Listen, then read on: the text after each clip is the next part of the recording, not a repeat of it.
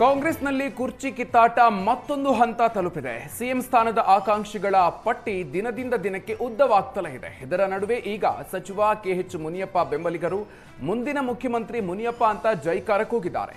ಮಾಜಿ ಶಾಸಕ ಗಂಗಾ ಹನುಮಯ್ಯ ಮನೆಗೆ ಕೆಎಚ್ ಮುನಿಯಪ್ಪ ಭೇಟಿ ಕೊಟ್ಟಿದ್ರು. ಈ ಸಂದರ್ಭದಲ್ಲಿ ಅಲ್ಲಿ ಸೇರಿದ ಅಭಿಮಾನಿಗಳು ಮುಂದಿನ ಮುಖ್ಯಮಂತ್ರಿ ಕೆಎಚ್ ಮುನಿಯಪ್ಪ ಸಾಹೇಬ್ರಿಗೆ ಜೈ ಅಂತ ಜೈಕಾರವನ್ನ ಕೂಗಿದ್ದಾರೆ. ಇದರಿಂದ ಕಾಂಗ್ರೆಸ್ನಲ್ಲಿ ಮತ್ತೊಬ್ಬರ ಕಣ್ಣು ಸಿಎಂ ಕುರ್ಚಿ ಮೇಲಿದೆ ಎನ್ನಲಾಗಿದೆ.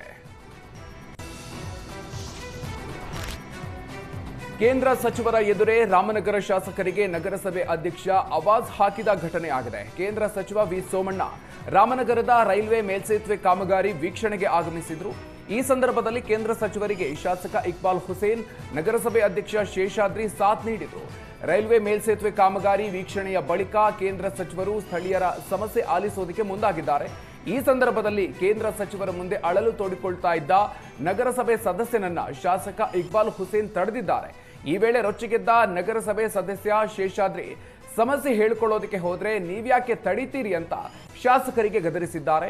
ಈ ಸಂದರ್ಭದಲ್ಲಿ ಇಬ್ಬರ ನಡುವೆ ವಾಗ್ವಾದ ಶುರುವಾಗಿದೆ. ಕೂಡಲೇ ಮಧ್ಯ ಪ್ರವೇಶಿಸಿದ ಕೇಂದ್ರ ಸಚಿವ ವಿ ಸೋಮಣ್ಣ ಇಬ್ಬರನ್ನು ಕೂಡ ಸಮಾಧಾನ ಪಡಿಸಿದ್ದಾರೆ.